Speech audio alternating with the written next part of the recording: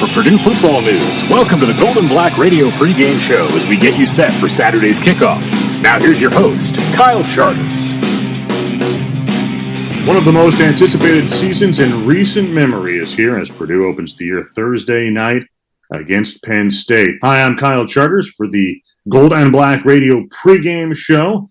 Tom Dienhart here as well. Brian Neubert in a couple of minutes. Alan Karpik along for the ride. Also, Tom, a big game for the opener for the Boilermakers. The Nittany Lions in town under the lights in Ross-Ade Stadium.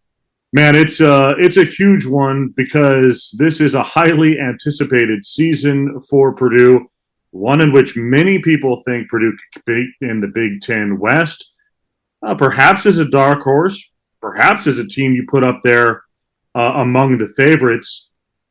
It's a big one, and it'll get started on Thursday night. Yeah, big one, Kyle, coming off a 9-4 season last year. Of course, Purdue's first 9-win season since 2003 when you were just a young lad still trying to make your way in the world, right? I need to look up, Kyle, the last time Purdue had back-to-back 9-win years.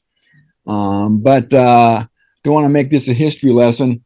Great. It's going to be a great night, obviously. The weather's going to be good, a blackout, probably near capacity crowd. Again, the opportunity looms for Purdue to show last year wasn't a fluke. They have a nice-looking roster, Kyle. They're going to come into Thursday night's game relatively healthy, according to Jeff Brom, so they're going to have their full arsenal of weapons and players and personnel. So full deck and against an opponent, Kyle, a blue blood program, Penn State. And they're looking to prove themselves too, my friend, coming off an aggregate 11-11 record the last 2 years. They went 2-6 down the stretch last year. They've got something to prove. They want to get their program back on track. So it's going to be a fun battle of wills and talent Thursday night. It's a tough Penn State team to handicap a little bit. We know they have a veteran quarterback in Sean Clifford. We know that he has some weapons. We know they didn't run the ball very well last year, which is a little bit shocking to me. They finished just a couple of games above 500, and as you mentioned, just 11-11 in the last couple of years. Some new coaches out there as well, but what we anticipate to be a really good defensive unit, so that'll be an interesting matchup on Thursday night. But what are your thoughts from what you know about the Nittany Lions? Yeah, the strength is probably their defense overall. I think the secondary in particular. Joey Porter Jr., whose father played in the NFL with the Steelers for a long time, probably their bellwether in the back end. So you're going to see the strength of the Penn State defense, Kyle, going against a Purdue receiving corps that has a lot of potential, but it certainly has something to prove with David Bell gone a year early to the NFL and Milton Wright, of course, being an academic casualty. How old Charlie Jones, Tyrone Tracy, Brock Thompson, TJ Sheffield and company fare against the strength, again, of that Nittany Lion defense. And, of course, Kyle, too, you can't talk about Penn State without discussing their own sixth-year quarterback, Sean Clifford. He's already 24 years old. He's started 33 games.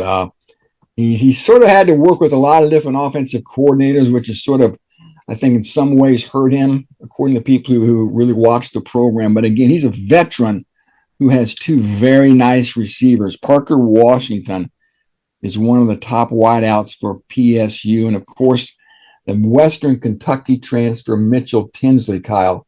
He's a guy a lot of people wanted out of the portal. Penn State got him after Jahan Dotson went to the NFL. So, again, Purdue cannot let Sean Clifford work unfettered in that pocket, or he's going to probably pick them apart. Purdue's coming off what it feels like is a productive training camp and pregame practices here over the last month. Of course, it did have a couple of injuries out there, which will, at the very least, hurt Purdue's depth. But it does seem like Purdue got a lot of things done and does feel like a confident team coming into its season opener, as it should. It won 5 of 6 games to end last year. It has a veteran quarterback. It has maybe more depth than what we've seen out of a Purdue team in recent memory. It's won 3 consecutive games headed into this season, including the bowl victory against Tennessee. Yes, Purdue did win that game in the Music City Bowl last year. It seems like there's a lot that went well here for the last month for the Boilermakers. Yeah, it certainly did. You referenced the injuries in training camp, the season-ending injuries to two players, two fairly key players too. Of course, Garrett Miller, the number 2 tight end, but probably the most talented tight end on the roster, the best blocker, a real emerging talent who Purdue likes to use in tandem with Payne Durham. Again, he's gone for the year, Kyle, and Jeff Brom does not seem real comfortable with the depth at that position right now. So it will be interesting to see how many 2 tight end sets we see Thursday night. Of course, Paul Paferi, the former quarterback, is the number 2 tight end. Beyond him, though, my friend, the pickings are fairly thin. You get to a walk-on after Paferi. And, of course, the other injury was the defensive tackle, DeMarge Lewis, broke his left ankle in practice. You know, he was really the 5th starter on a 4-man line. He was going to be a key guy on the interior, on the nose, and at 3 technique. So a significant loss. But I tell you what, Kyle, if you were going to suffer a loss on that defense along the line, probably was the one spot where maybe Purdue could absorb it. They've got a lot of depth up front. So still a key guy not to have all year, but a guy maybe Purdue can find ways to plug others in, like Prince Boyd and DJ Washington and others, to help fill the void left by DeMarge Lewis. Otherwise, mostly healthy for the Boilermakers. I think the key points there are Brock Thompson should be good to go, though maybe monitored a little bit during the game. And then the 2 cornerbacks who have been in and out a little bit in practice as Purdue eases Corey Trice and Jay Brown back into the rotation. Those guys will play. That was sort of the big news maybe from earlier in this week, that they appear to be good to go, at least in some fashion, for Thursday night. Yeah, real key there, especially, well, heck, all 3 of them, honestly, Kyle. The cornerbacks, Jamari Brown, Corey Trice, basically, they should be your projected starters. And Purdue needs those guys. We talked about the Penn State receiving corps, the quarterback, the pressure they're going to put on Purdue's defense. You got to have arguably your 2 best cornerbacks healthy and ready to go. They were handled with a lot of prudence in August by the staff, coming off-season surgeries. Brown had his hip taken care of, and Trice had a knee taken care of. They just couldn't take any chance at all with getting those guys hurt. Had to get them to this point. They practice enough where I think the staff feels comfortable. So, yeah, the Purdue really is going to benefit by having those 2 in the lineup. And then you talked about Brock Thompson, my friend. I tell you what, as much as I like Charlie Jones and Tyrone Tracy and TJ Sheffield, I think maybe Brock Thompson could be the guy who ends up being Purdue's alpha receiver.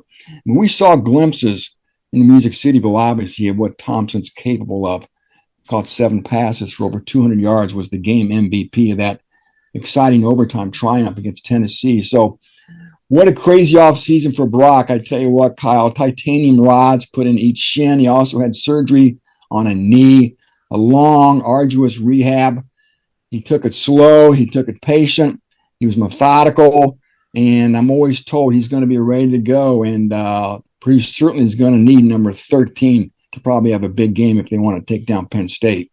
Your conversation with Dustin Hockensmith of PennLive.com coming up here in just a moment on the Gold and Black Radio pregame show. We'll bring in Alan Karpick. We'll talk a little bit of Big Ten games this weekend, a historical view of this series as well. We'll get into him a little bit about some of the big openers for the Boilermakers as well. Brian Neubert will come by to give his perspective also. First, though, let's get a weather update, forecast for Thursday night. Hello from News 18. I'm Storm Team 18 meteorologist David Seipel. The Boilermakers are starting their season tomorrow evening in West Lafayette at Ross-Ade Stadium. The weather is looking fantastic. If you'll be heading out for tailgating before the game, 4 p.m. high temperatures for Thursday will be around 87 degrees with west winds around 5 to 10 miles per hour with mostly sunny skies, so it will be warm out, but it should be fairly pleasant and not very humid at all. We'll have a few fair weather clouds develop during the afternoon, but clear skies will be likely as the evening draws on. By kickoff, temperatures will be in the lower 80s and upper 70s with light southwest winds, and by the end of the game, temperatures will drop down into the mid to lower 70s with light winds. Overall, expect a perfect evening for some Boilermaker football. From News 18, I'm Storm Team 18 meteorologist David Seipel. Boiler up, hammer down. The wait is almost over. A new football season is about to begin. Get ready for NFL Week 1 action with DraftKings Sportsbook, an official sports betting partner of the NFL. To celebrate the return of football, DraftKings is giving new customers a can't-miss offer.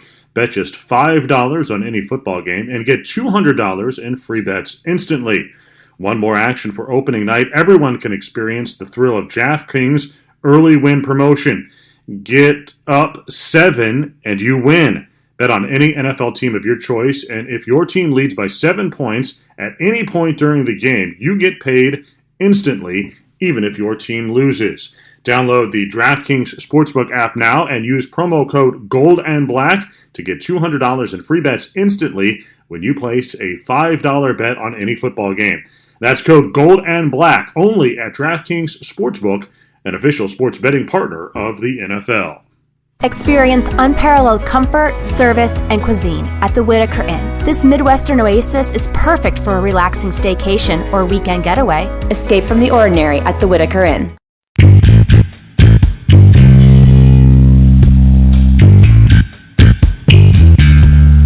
It's time to break it down as we go in-depth about Purdue's opponent. Hey, we're pleased to be joined by Dustin Hockensmith, who covers Penn State for PennLive.com. I'm familiar with Dustin's work on that website for years, having known David Jones, among others.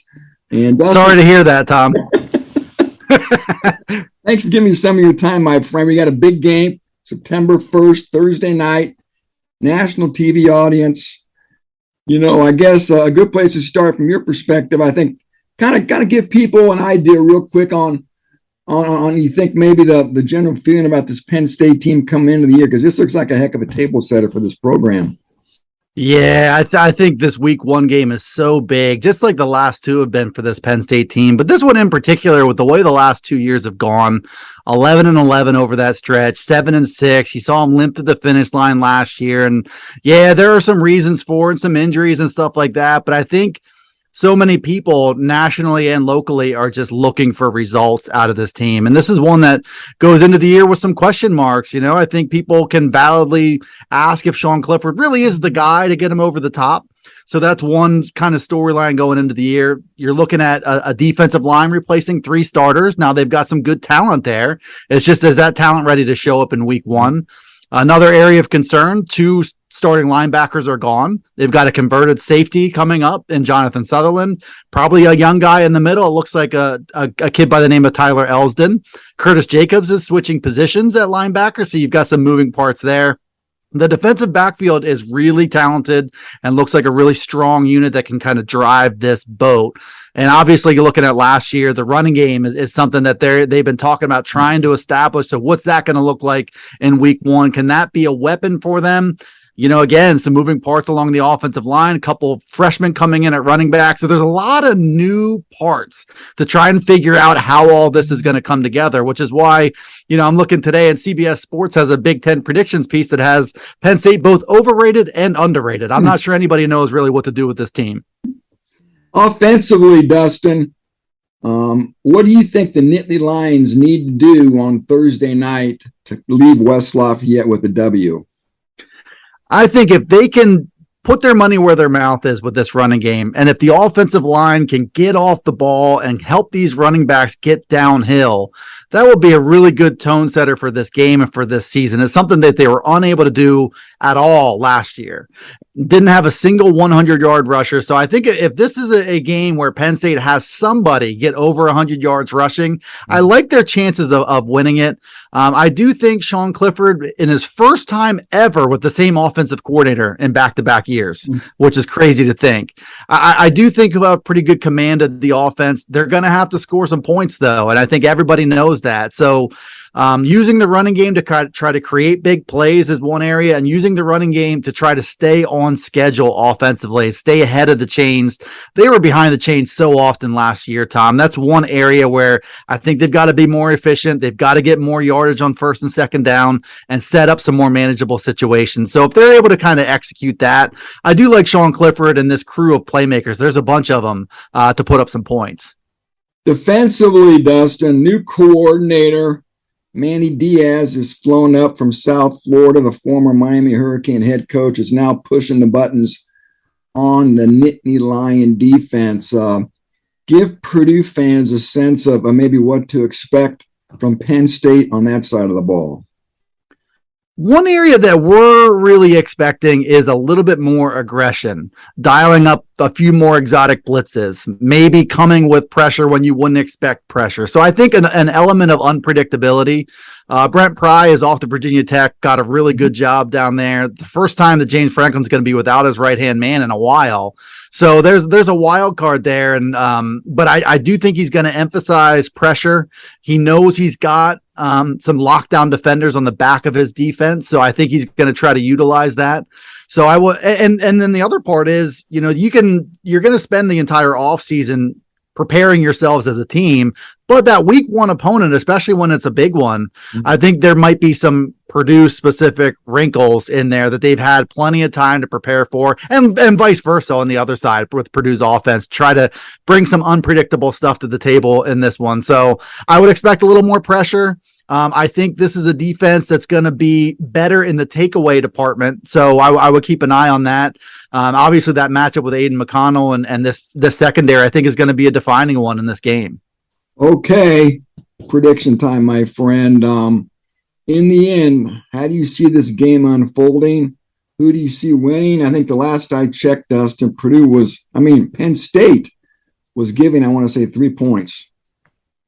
Yeah, I've gone back and forth and haven't really filed an exact prediction yet, but I like Penn State's overall roster talent depth, and I think there might be some advantages with the run game. I really feel like Sean Clifford is prepared to kind of go toe to toe with Aiden McConnell. I know that's a matchup that Penn State wouldn't be favored in that position by position, but I'm going to put it somewhere in the neighborhood of like 30-28, which is a cop out. I'm going to pick Penn State to win it, but Purdue to cover. I just think it's going to be tight. I think there's going to be points scored, but I feel like Penn State has been the way they came out week one last year was pretty encouraging, that they were organized and disciplined and prepared for that game against Wisconsin and played very well. I think they're going to do the same thing in this one. Well, thank you for dropping some Penn State knowledge on us, Dustin. We really appreciate your time, buddy. And the season is finally at our doorstep. I'll speak for myself, but I'm sure I'm glad. I love the off-season chatter, but I'm glad we got some actual football coming up, buddy. I look forward to seeing you here in what should be an electric Ross-Ade Stadium and a blackout for that opener here very soon. Hey, thanks for having me, Tom. Appreciate it. At Purdue Federal Credit Union, it's about a relationship. A relationship that goes where you go, wherever you are in life. A relationship that's committed to free financial wellness resources, lower fees, and innovative digital banking solutions. Because we believe in people helping people. Let's build your financial future together. Purdue Federal Credit Union, your trusted financial partner for life. Federally insured by NCUA. On the far end of Main Street in downtown Lafayette, you'll find East End Grill. Industrial and classic, the restaurant is built like a steakhouse but handles like a bistro. East End Grill's menu includes creative starters, simple chopped salads, burgers, fresh fish and steaks, and the signature shrimp and grits. The staff prepares every item from scratch and emphasizes simple meals that incorporate fresh, local, and seasonal ingredients. A warm and inviting dining room features a cozy bar that includes a great selection of craft beer, inspired cocktails, and a robust and expanding wine list. Whatever your entertainment needs are, a cocktail at the bar, dinner with family, or a special event in the private dining room, the energized and attentive staff is here for you. East End Grill in downtown Lafayette, welcome to our table. Broadcasting from Gold and Black World Headquarters north of Purdue's campus, this is the Gold and Black Radio Pregame Show.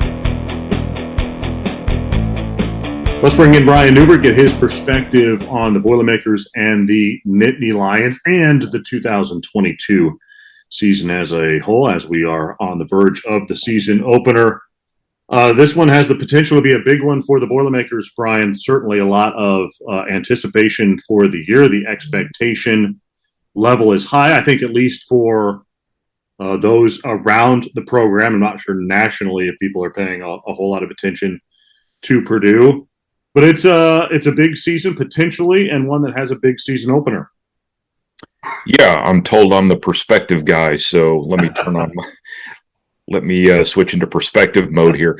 Obviously, this is a good opportunity for Purdue to, springboard itself into potentially bigger things this season. I think when you look at the schedule, and that can very often be a fool's endeavor, because just because a schedule looks manageable before the season doesn't mean that the team facing that schedule isn't going to go sideways. The team with that schedule doesn't have to worry about itself more than its opponents. It doesn't mean that just because there's one ranked opponent on Purdue's schedule right now, that doesn't mean there won't be 5 at the end of the year. But I think if Purdue gets this one, you're looking at this being a significant confidence booster probably. And, Purdue ought to be confident coming into this season because they beat Tennessee in the Music City Bowl without George Karlaftis, without David Bell, without Milton Wright, without all the guys that we're sitting here asking ourselves, how are they going to replace these guys? Well, they played without those guys the last time they played, and they beat a good opponent, and they did so in extremely memorable fashion. The energy Purdue might get from this environment, from playing in a national showcase type of game. I know Purdue Penn State is not, Ohio State Notre Dame in terms of national appeal, but it is a Thursday night game. This is a great opportunity for Purdue, but also if you don't get this one, when you look back at Purdue's history under Jeff Brom, the Louisville game was a loss in 2017, set the tone for a pretty good season because Purdue competed.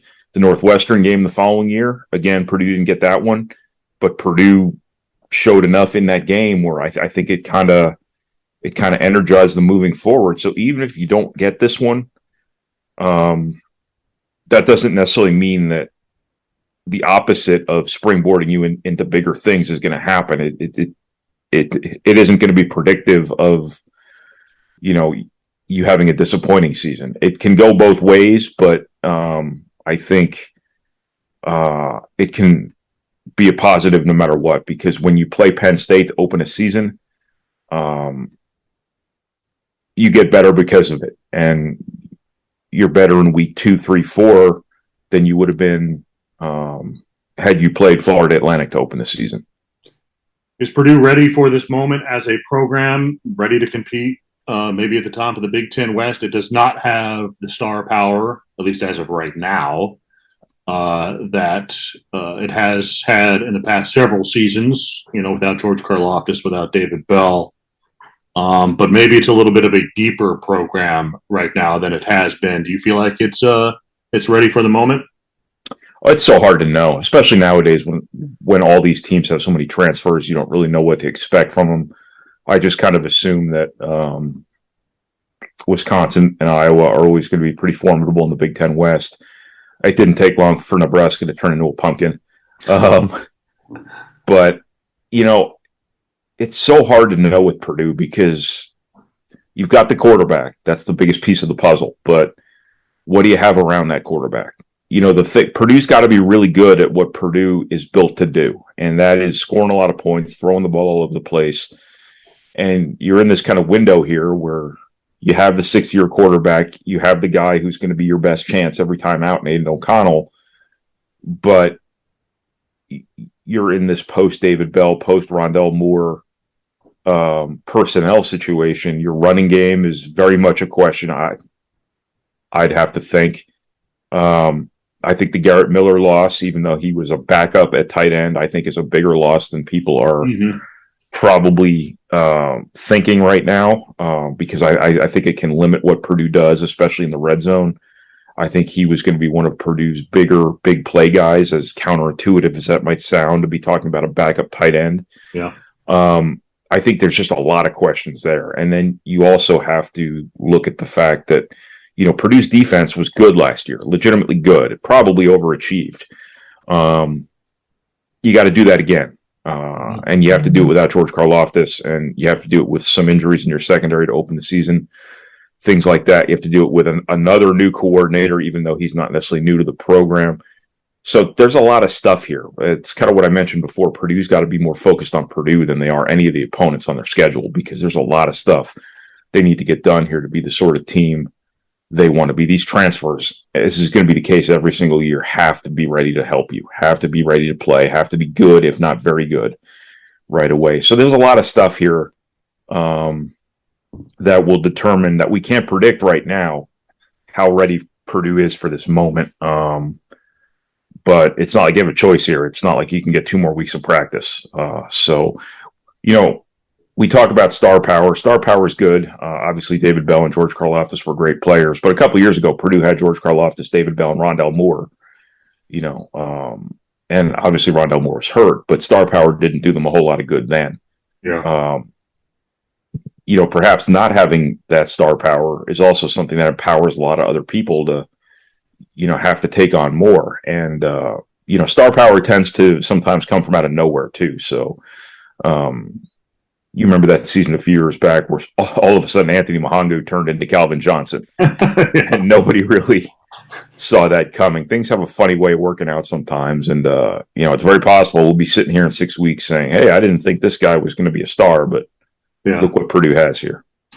Thanks for the perspective guy. Anytime you need perspective, I'm your guy. All right, let's take a break. We'll come back with more. This is the Golden Black Radio pregame show. Eat pizza and support a Boilermakers student athlete. Try the Aiden's Air Raid at AZIP Pizza this September to support Aiden O'Connell and the Fellowship of Christian Athletes. Aiden even stole one out of the AZIP playbook with the addition of Grippo's potato chips on top of his signature creation. Visit azippizza.com. That's AZZIPPIZZA.com. When it comes to land sales, it pays to have experts in your corner. AcrePro Midwest Farm Group is your local farmland specialist. With decades of experience in Indiana agriculture, no one knows the market better. Whether you're doing a 1031 exchange or simply buying and selling farmland, your local AcrePro agent will walk the land with you and ensure the deal is done right. Visit acrepro.com or call 765-587-3185 to talk to your local land expert today. Again, 765-587-3185.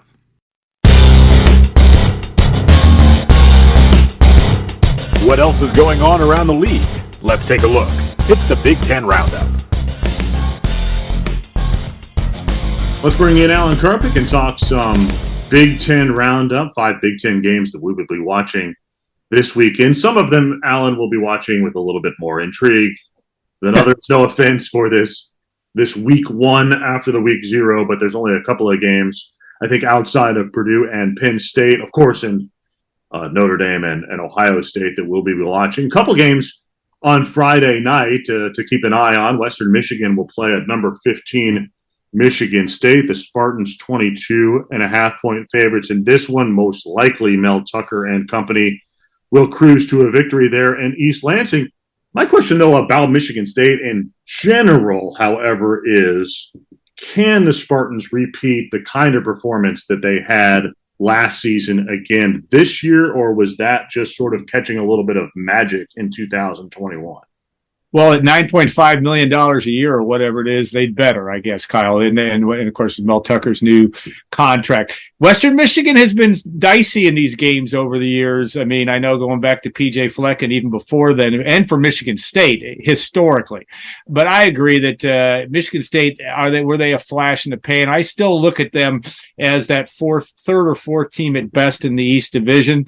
And yet they don't want to lose that opener against Western Michigan, especially now that a lot of momentum for Tucker because of the contract, or at least perceived momentum, and based on last year's season.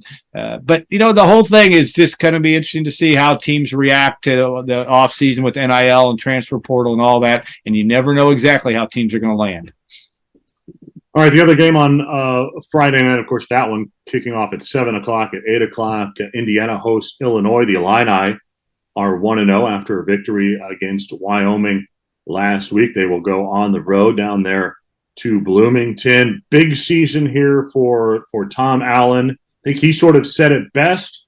A lot of people waiting to see whether the outlier was the 2020 season or the 2021 season for the Hoosiers. I have my opinion on that. I think Indiana has some real questions that don't have a lot of answers because he shut down basically anybody from seeing the spring and training camp. Man, this line, Indiana gets the home 3 points. That's an interesting one to me. And it'll be an interesting game on Friday night down there at Memorial Stadium. It really will be. It might be one of the better games of the whole weekend if you look at the point spreads. Maybe obviously Purdue Penn State's going to be in that realm, hopefully for fans heading to Ross-Ade Stadium on Thursday night. But yeah, Indiana, I don't know why I picked Indiana in this one because it doesn't really make a lot of sense at all. And Brett Bielema, then you add to the fact that Illinois has played a week. I don't know. And Friday night in Bloomington isn't necessarily, it might be big at the bars. I'm not sure it's going to be that big in that stadium. I don't know. I picked Indiana in our Media Mania this week, and yet I'm going to talk like, boy, I think Illinois is getting in a good position to pull what would be a minor upset. Yeah, I think Illinois has got a chance to be a little bit better than what it was last year. I think that the Illini could be able to go down there and win this game. It will be an interesting one to watch, though, just to see if Indiana is improved at all. All right, a couple other games here. Let's see. Rutgers goes to Boston College. I put this one on there because at least the spread is the line is Boston College -7. Rutgers. Man, it's just playing in the Big Ten East, and that's a difficult place to be. Feels like Rutgers and Indiana could be battling it out for which team finishes 6th there in the East. So we'll see about Rutgers here in this opener. Yeah, Greg Schiano has brought, as he did in his first go-around, has brought some respect back or toughness maybe back to them. Again, BC's a favorite in this one. I have no idea how again, I think you're exactly right about Rutgers will be dangerous to teams, but you're right. They're looking at a schedule where you almost have 4 guaranteed losses in there for the Scarlet Knights, and that's a tough hill to climb to get yourself to bowl eligibility when you have 4 games already marked against you.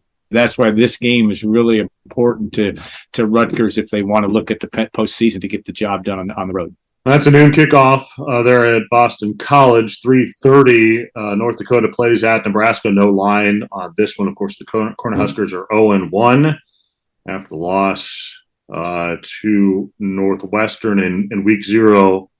Scott Frost's seat is hot, I think, after that game.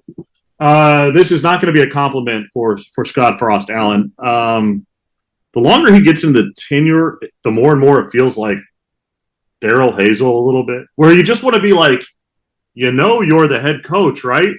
Like, we need to be more creative in the run game. Well, you're the head coach, right? And man, it just feels like Scott Frost is not going to be able to get this thing going. Yeah, I think everybody wants it to get it done. I happened to be in Ireland last week when a ton of Nebraska folks were descending on Dublin, and they all were very wishy-washy. Everyone I talked to wishy-washy about where Nebraska was, and you can't think outside of the free beer and concessions that was given away at the game in Dublin. I think that only numbed the pain of Nebraska right now. I think they're in a very difficult spot. Trev Alberts is as well, because it's a favorite son that you'd like to have it work. They all like the guy, but they only like him if he can win some football games, and they keep losing these close games. And not surprising that Northwestern got it done, but really problematic for Nebraska.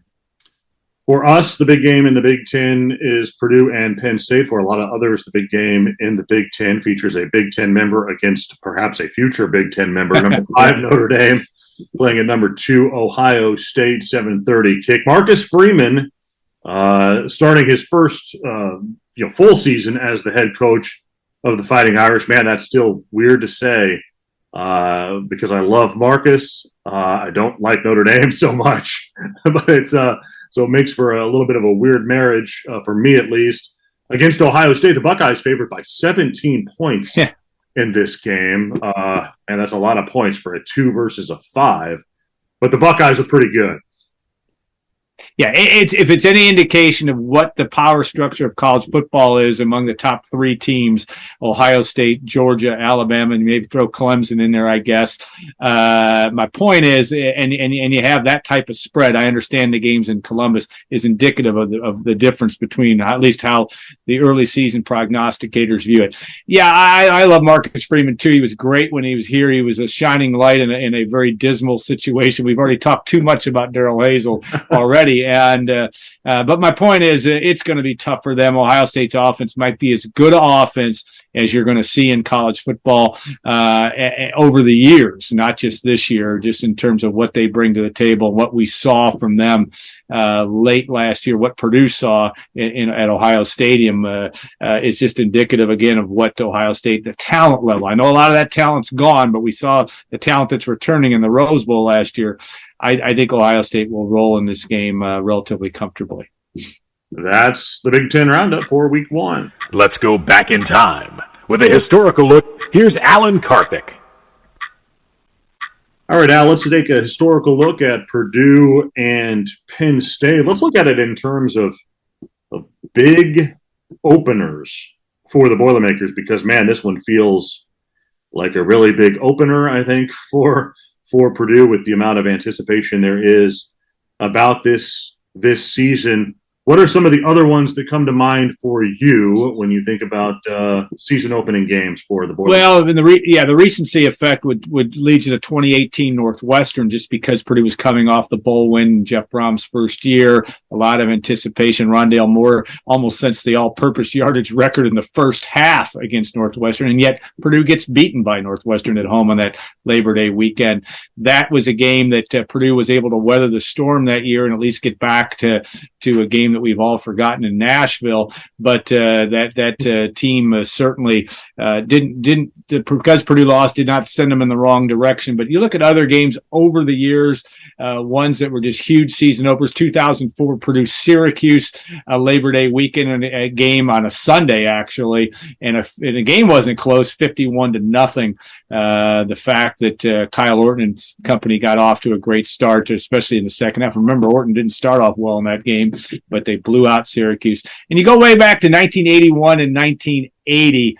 81 Purdue Stanford at home, not a night game obviously, but big game with ABC. Purdue won that game, beat John Oway. But the year before, what probably the most pivotal, two top 10 or 12 ranked teams, Purdue at Notre Dame. Mark Herman hurts his finger, can't play. The Boilermakers get drubbed by Notre Dame. Those are ones that come to mind.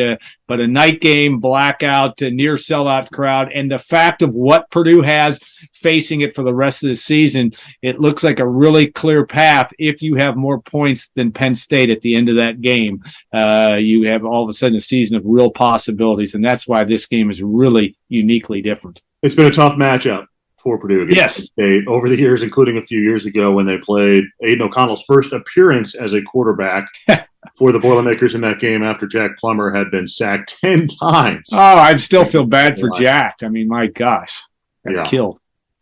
So yeah, it has been tough, and you can't forget that Penn State is a blue blood program with its back against the wall. It's got more talented players than Purdue, so that's the reality of it all, and that's what makes again, if you win this game, just a huge game, because James Franklin's got a lot of pressure on him, even though he just got a chance to be able to get a contract extension. So that's going to be an interesting thing to watch.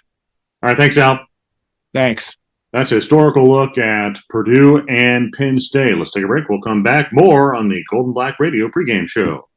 Designing and building since 1968, T&W has changed the way people think about construction. T&W's three-stage approach to designing and building is unmatched throughout the construction industry. Learn more about T&W's people, passion, and projects at twdesignbuild.com. AZIP Pizza is teaming up with Aiden O'Connell on the Aiden's Air Raid Pizza all September long. Aiden likes his AZIP loaded with barbecue, pulled pork, peppers, and Grippo's potato chips. AZIP is owned by former walk-on football player Brad Niemeyer, with locations in Lafayette, Evansville, Indianapolis, and more. Check it out at azippizza.com, AZZIPPIZZA.com. Broadcasting from Gold and Black World headquarters north of Purdue's campus, this is the Gold and Black Radio pregame show. Kyle Charters back here with Tom Dienhart to break down Thursday night's game, give our predictions as well. There's some intriguing matchups to me in this game, Tom. I think it, this is so cliche, right, about football, but it's the line of scrimmage on both sides. It's Purdue's ability to protect Aiden O'Connell, that matchup. Then on the other side, the Boilermakers front four defensively, front seven defensively, and maybe its ability to continue to make a Penn State running game that was not very good last year, continue to have trouble, and maybe make the Nittany Lions as one-dimensional as possible. I think those two things on Thursday night for me are the biggest two matchups to watch. Yeah, I think you hit the nail on the proverbial head, Kyle. That Penn State ground game was very un-Penn State-like last year. We all grew up watching this Penn State team in their black spot-built cleats play, 1960s football, and they want to bash you and gas you with the ground game and hit you with some play-action passes, right? Well, Penn State, again, uncharacteristically, could not run the football last year. Kyle averaged just 108 yards rushing, 3.2 yards per carry. And the most amazing thing of all, Kyle, not in one game last year, they have a 100-yard rusher. It's just unbelievable to think that happened to Penn State over the course of a 12 or 13-game season. So, yeah, Purdue's got to try to mute that ground game because Penn State wants to try to establish it. I know that may sound crazy and for Purdue to want to put the game in the hands of Sean Clifford and make him beat you because we know about his experience. But still, I think Purdue's got to do that. You got to make him one-dimensional, like you said. Slow down that ground game because if they get traction running the football, it's going to be a long night for that Purdue defense. So, again, slow down that Penn State ground game. Get them in bad down and distance situations. Maybe get some sacks, make some turnovers, be great for the defense. And like you said, offensively, Kyle, protect Aiden O'Connell. He does a good job getting the ball out pretty quickly.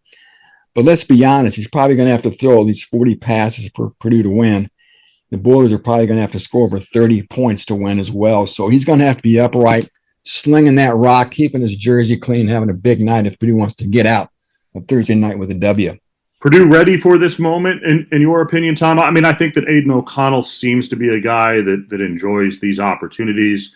In the action that we have seen, I mean, he has been sort of a quarterback that does not get rattled, doesn't seem to be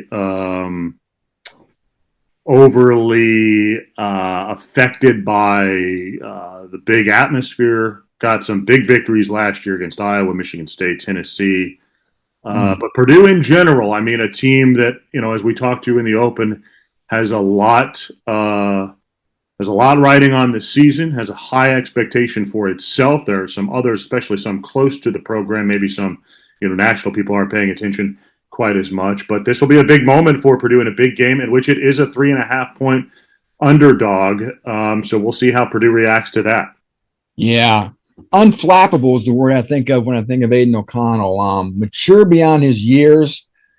Thursday night will be his 24th birthday, so he'd love to cap his birthday with the win over Penn State on national television. And you're right. You think Purdue would be ready for this moment. I think the one X factor here, Kyle, are expectations, the weight of expectations. How often recently has Purdue entered a year with a lot of great expectations? Yeah. So it's always easy to be that underdog, the plucky underdog who surprises everybody, right? But something totally different for everybody to have, great expectations of you and for you to try to deliver and meet those expectations. Joe Tiller had some teams like that. Jeff Brom's had some expectations coming to some of his years, but I don't think any like this year. So how will Purdue handle that?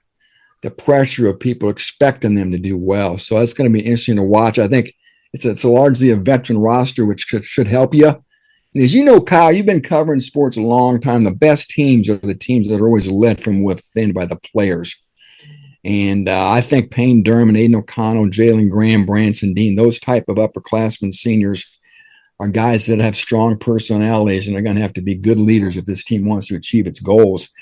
Win 9 games again, Kyle. The last time Purdue had back-to-back 9-win seasons was 1997 and 1998. Of course, those were the first 2 years, the first 2 glorious years of the Joe Till era.